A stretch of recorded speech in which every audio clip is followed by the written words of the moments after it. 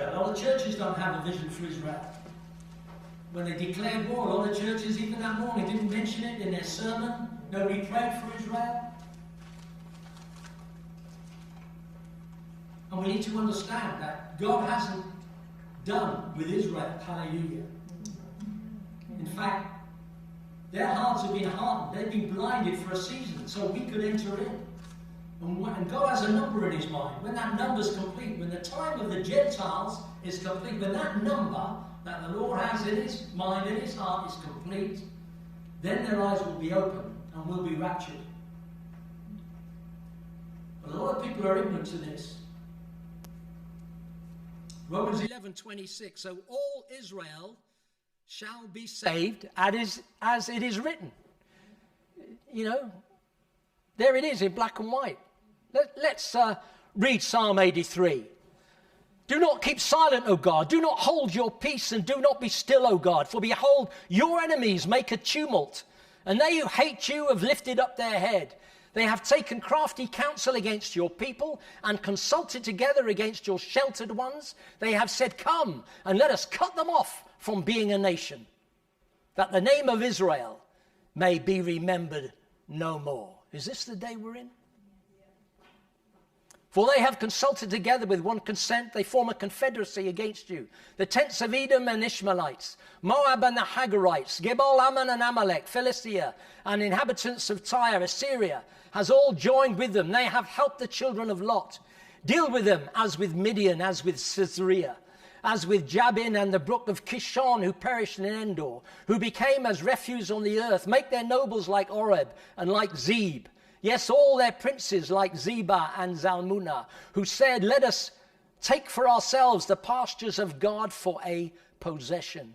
Oh my God, make them like the whirling dust, like the chaff before the wind. As the fire burns the wood, as the flame sets the mountains on fire, so pursue them with your tempest and frighten them with your storm. Fill their faces with shame, that they may seek your name, O Lord.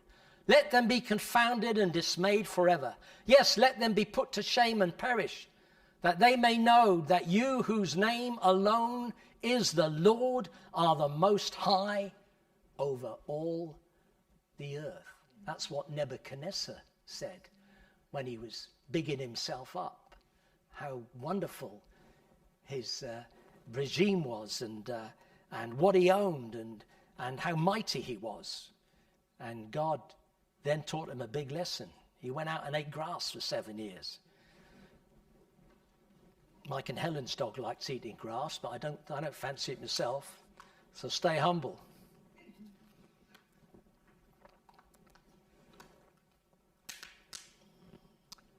Israel is the home of the Jews in the promised land. Jerusalem is where Jesus died and rose again, and is where he's coming back to. He's returning to Jerusalem. Amen? It's as simple as that.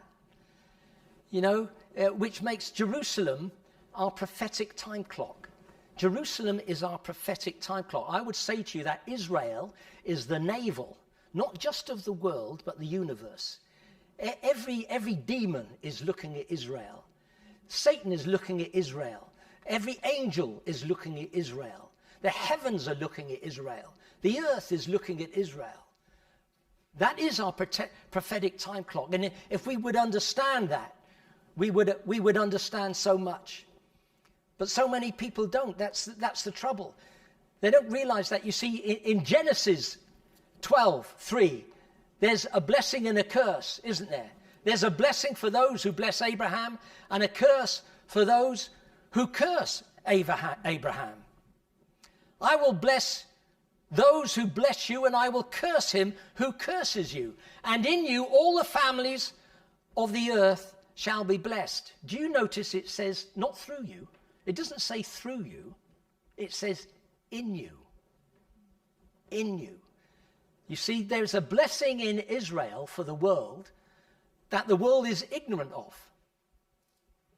And I have to say that, you know, many churches have no understanding of it. And I don't know if you've heard a guy called David Sorensen from StopWorldControl.com, but he's doing a good work exposing a lot of what's going on out there on globalism. But he's supposed to be a Christian. And he sent an email previously suggesting that the book of Revelation was Nero and it's all done, it's all gone, it's all gone, it's all past, it's all happened. And I wrote to him and I said, brother, you know, this is replacement theology. And I think you've overstepped your remit from God. You know, I wouldn't go down this road because a lot of Christians, you know, don't believe in replacement theology, you know, in kingdom now. Because, you know, we don't take the kingdoms and give them to Jesus when he comes. He brings the kingdom with him. It's as simple as that. And then he's just sent now a video on Israel. And you know, it's terrible what he's put on this video. It's horrendous. And I wrote him again, and I shared Genesis 12:3 with them. I said, you're in a dangerous place. You've put yourself in a dangerous place because God won't have you cursing Israel. I said, you need to withdraw this video. You need to withdraw this video because a lot of Christians won't agree with your position. And it's replacement theology. That's what it is.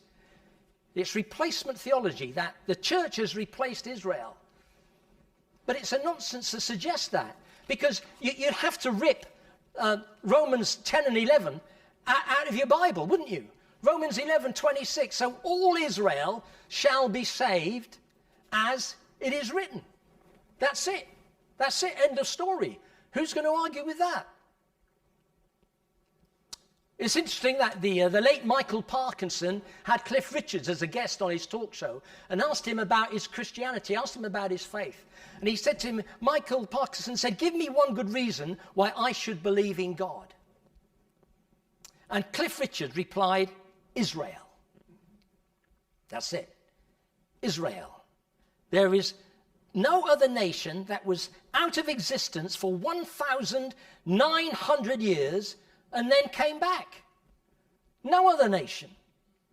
A nation taken from their homeland, Israel, into Babylonian captivity for 70 years, then dispersed throughout the world, but never lost their traditions or identity, and then returned to their homeland and established themselves once again as a nation with their own language. It's miraculous, isn't it? It had to be the hand of God. It had to be the hand of God. And it's all prophesied in Scripture. That's what so many people don't realize. It's all prophesied in Scripture. Jeremiah 29:10. For thus says the Lord, after 70 years are completed at Babylon, I will visit you and perform my good word towards you and cause you to return to this place. For I know the thoughts that I think towards you, says the Lord, thoughts of peace, not of evil, to give you a future and a hope. Then you will call upon me and go and pray to me, and I will listen to you. And you will seek me and find me when you search for me with all your heart. I will be found by you, says the Lord, and I will bring you back from the captivity. I will gather you from all the nations, hallelujah, and from all the places where I have driven you, says the Lord. And I will bring you to the place from which I cause you to be carried away captive. Who can argue with that? Hallelujah. Who can argue with that? It's exciting. It's exciting. There are many. There are many scriptures. Ezekiel 20:34 is another one. I will bring you out from the peoples and gather you out of the countries where you were scattered with a mighty hand, with an outstretched arm, and with fury poured out. Hallelujah.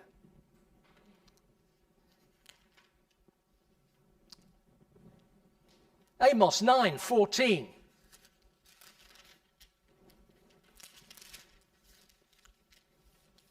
I will bring back the captives of my people Israel. They shall build the waste cities and inhabit them. They shall plant vineyards and drink wine from them. They shall also make gardens and eat fruit from them. I will plant them in their land, and no longer shall they be pulled up from the land I have given them, says the Lord God. Hallelujah.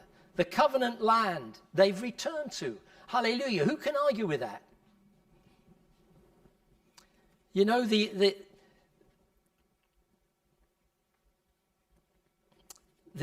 covenant land that they've returned to actually lists the peoples. And I want to read that in Genesis 15:18. Let me read that to you because this is interesting and it lays the foundation really of what's happening now.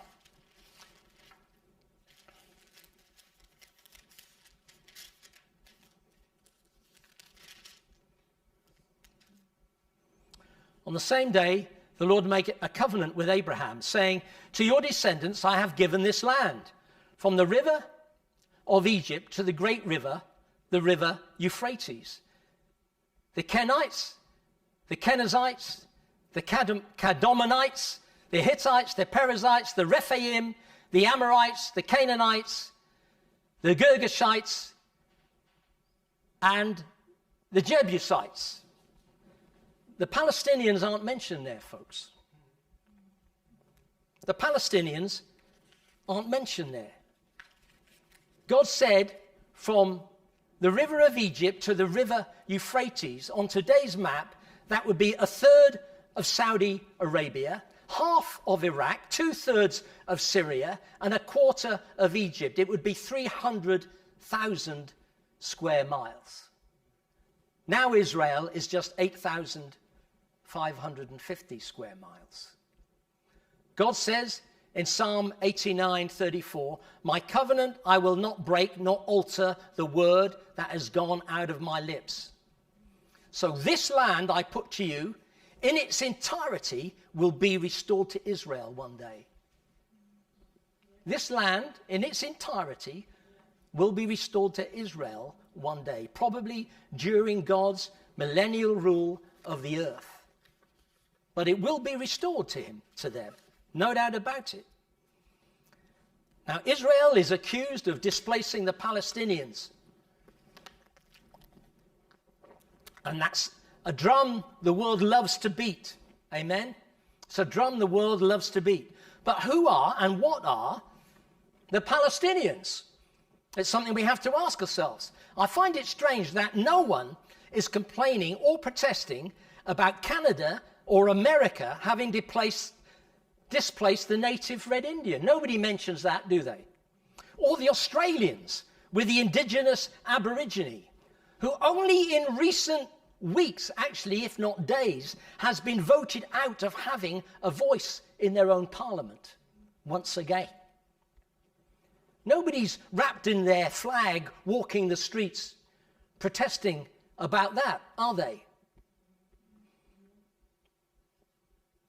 And I'll tell you the reason why.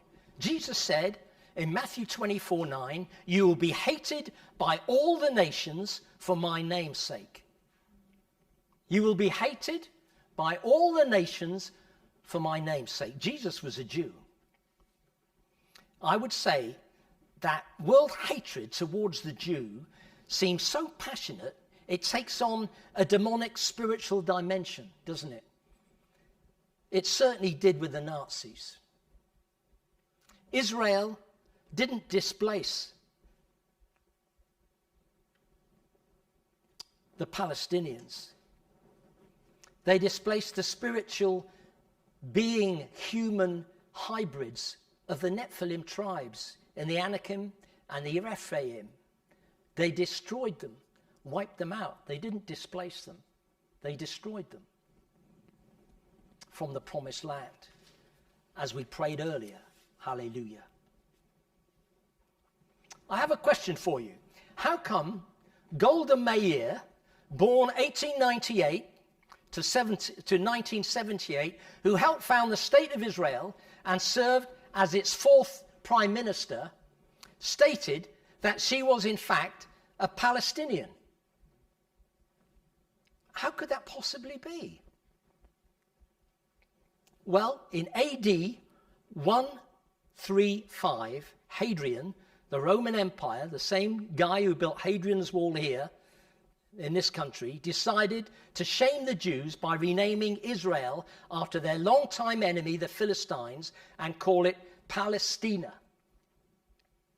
All Arabs and Jews that lived there would now be called Palestinian. And if you were born there, it would say Palestine on your birth certificate, right up to 1947, the year before the State of Israel was created in 1948.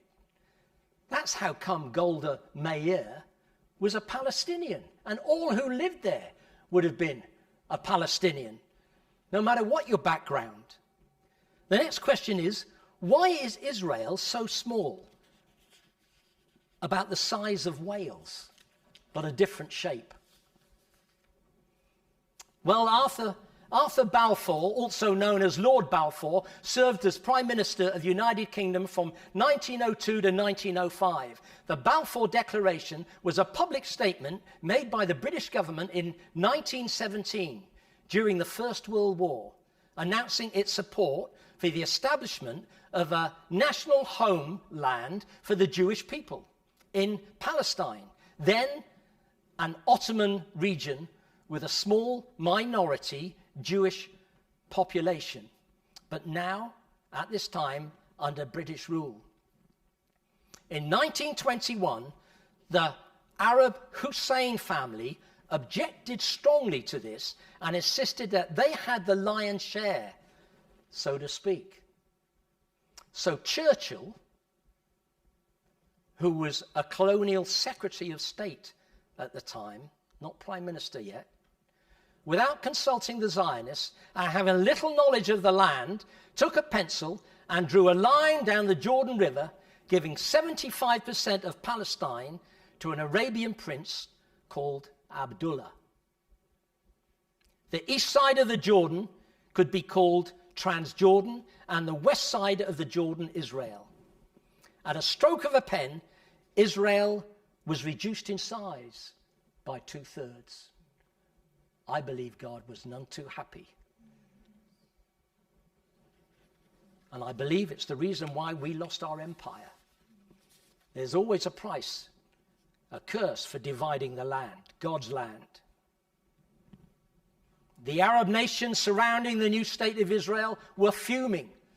And led by King Abdullah of Jordan, the Arab Legion, including, interestingly enough, the countries that the original homeland of Israel would have encroached upon, Lebanon, Syria, Iraq, and Egypt, of the Promised Land, they took control of the old city of Jerusalem and cities such as Jericho, Bethlehem, Hebron, Nablus, and Ramallah. Following the end of hostilities, the area that remained under Jordanian control became known as the West Bank. The Palestinians accepted to come under the control of Abdullah of Jordan in the West Bank. Then Jordan transferred full citizenship rights to the residents of the West Bank. It increased hugely. The population increased tenfold. Again, in 1967, the Arab armies attacked Israel, known as the Six-Day War. Israel defeated them and captured the Sinai Peninsula. And the Sinai Peninsula is over where the Rafah, you're seeing the Rafah crossing at the moment, aren't you, into Gaza. It goes beyond there, all the way down to the Suez Canal. The Gaza Strip from Egypt, the Golan Heights from Syria, and the West Bank from Jordan. And it increased its original size 4 times during that Six-Day War. March 26, 1979, Israel and Egypt made history by signing a permanent peace agreement at the Camp David agreement that led to Israel's withdrawal from Sinai Peninsula, the Camp David Accord with Jimmy Carter. The attack by Hamas on the 7th of October started one day after the final war with Israel, the Yom Kippur War in 1973. With the Palestinians allowing Hamas to represent them, there will never be peace, as Hamas are committed to the annihilation of Israel in its constitution.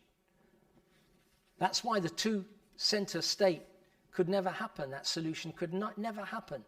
The two-state solution, because who would know? Who would their neighbors would allow to come and control them? It could be any one of the terrorist organizations. There's a curse that comes with dividing the land. And I believe any statesman needs to realize that. And Joel 3, 1-2 says this.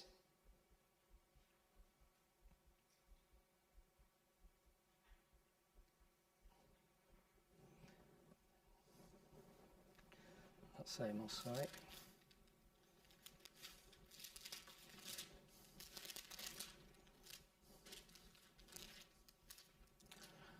For behold, in those days and at that time when I bring back the captives of Judah and Jerusalem, I will also gather all nations and bring them down to the valley of Jehoshaphat, and I will enter into judgment with them there, one on account of my people, my heritage Israel, whom they have scattered among the nations. They have also divided up my land.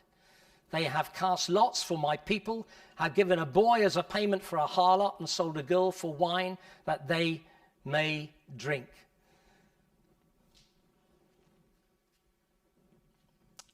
I find it interesting, in Amos, there is also a scripture about Gaza. That's in Amos 1 verse 6. Thus says the Lord, for 3 transgressions of Gaza, and for 4 I will turn away its punishment, because they took captive the whole captivity, to deliver them up to Edom. But I will send a fire upon the wall of Gaza, which shall devour its palaces. I will cut off the inhabitant from Ashdod, and the one who holds the scepter from Ashkelon. I will turn my hand against Ekron, and the remnant of the Philistines shall perish, says the Lord God. Gaza was always under the Philistine control. And it's interesting that it mentions the Philistines there, amen? I think there's something that nobody's mentioning, and I believe we need to mention this because it's very important. And I think we have to realize that we can't just do what we want. There's always a consequence.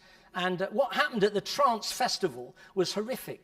But you need to see that God's hands were tied. This trance festival had a huge Buddha there. And they were worshipping under this idol, this Buddha. There's nowhere in the Word of God where God comes and sets his people free from such a situation. In fact, quite the reverse. And so God's hands were tied. What could he do as they worshipped these foreign gods? I think Deuteronomy 18 says it all, and it's something that every Christian should underline in their Bible. Deuteronomy 18:9. When you come into the land which the Lord your God is giving you, you shall not follow the abominations of those nations. There shall not be found among you anyone who makes his son or his daughter pass through the fire, or one who practices witchcraft, or a soothsayer, or one who interprets omens, or a sorcerer, or one who conjures spells, or a medium, or a spiritist, or one who calls up the dead, for all who do these things are an abomination to the Lord. And because of these abominations, the Lord your God drives them out from before you.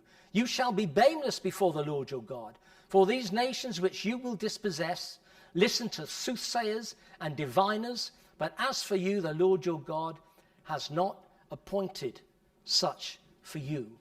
It's a warning to us all. And I believe Satan was looking for an answer. It's a bit like when I say to people, you've heard me say this many times here, when you can mess with Satan's things and you say, well, it's not bothering them, but Satan knows they're his one day anyway. But when Christians cross the line, when Christians enter into the enemy's territory, he rubs his hands. So when you start getting into Harry Potter, and some churches have Harry Potter books in their library, and you start wearing Harry Potter t-shirts and giving your kids Harry Potter lunchboxes, and then you wonder why your child is having night terrors and is having all kinds of issues, because Satan rubs his hands with glee. He says, right, I'm coming after your kid. Before he was covered in the blood. You covered him. You covered him. But now he's messed with my territory, and I have a right. And the thing is that people don't realize that. And we cross so many red lines as Christians. And I was in a church, and they were going around teaching mindfulness to schools. And we don't realize what we're messing with.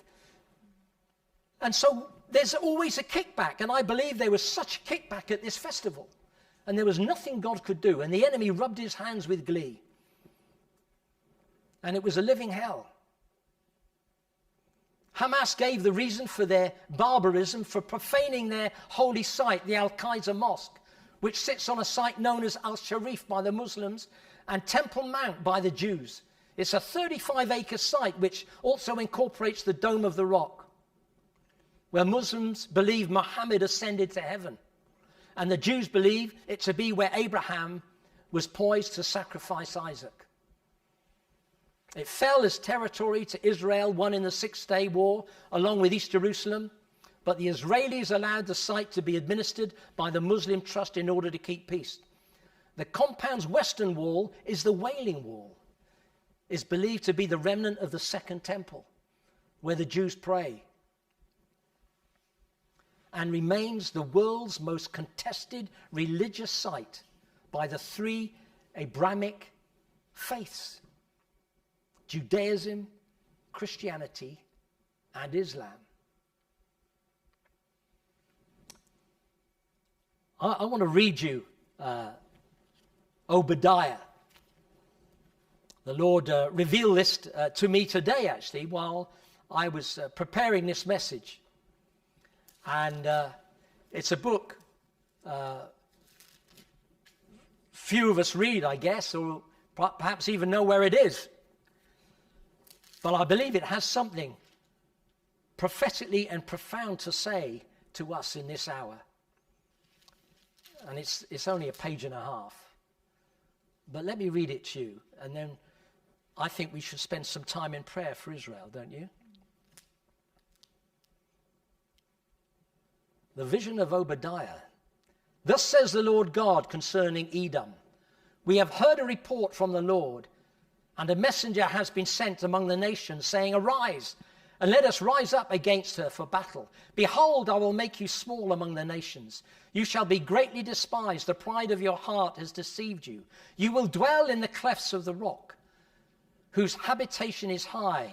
You who say in your heart, who will bring me down to the ground? Though you ascend as high as the eagle, and though you set your nest among the stars, from there I will bring you down, says the Lord. If thieves had come to you, if robbers by night, how you will be cut off. Would they not have stolen till they had enough? If grape gatherers had come to you, would they not have left some gleanings? Oh, how Esau shall be searched out, how his hidden treasures shall be sought after. All the men in your confederacy shall force you to the border. The men at peace with you shall deceive you and prevail against you. Those who eat your bread shall lay a trap for you. No one is aware of it. Will I not in that day, says the Lord, even destroy the wise men from Edom, and understanding from the mountains of Esau? Then your mighty men, O Teman, shall be dismayed, to the end that everyone from the mountains of Esau may be cut off by slaughter. For violence against your brother Jacob, shame shall cover you, and you shall be cut off forever. In the day that you stood on the other side, in the day that strangers carried captive his forces, when foreigners entered his gates and cast lots for Jerusalem, even you were as one of them. But you should not have gazed on the day of your brother, in the day of his captivity, nor should you have rejoiced over the children of Judah in the day of their destruction, nor should you have spoken proudly in the day of distress. You should not have entered the gate of my people in the day of their calamity. Indeed, you should not have gazed on their affliction in the day of their calamity, nor laid hands on their substance. In the day of their calamity, you should not have stood at the crossroads to cut off those among them who escaped. Nor should you have delivered up those among them who remained in the day of distress. For the day of the Lord upon all the nations is near. As you have done, it shall be done to you. Your reprisal shall return upon your own head.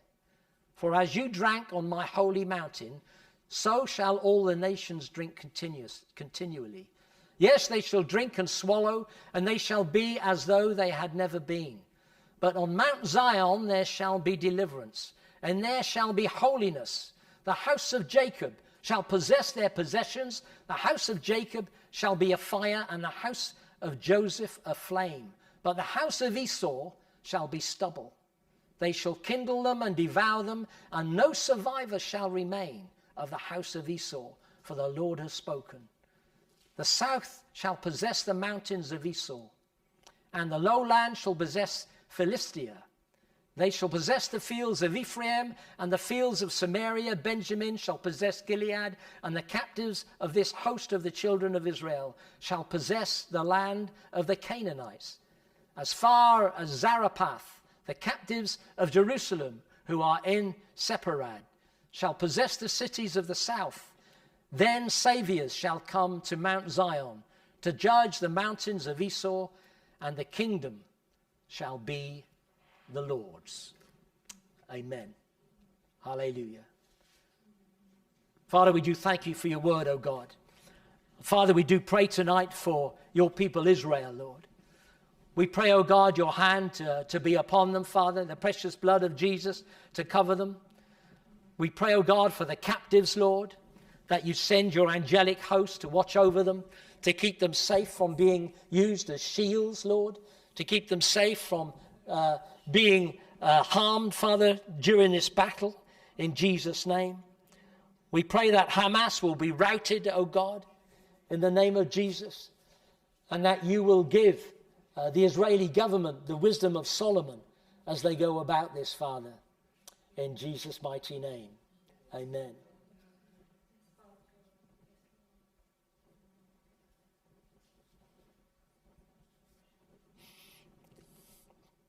Father, just as, Lord, you made that which would seem impossible possible when you led the Israelites out of Egypt, Father God. So, Lord, we pray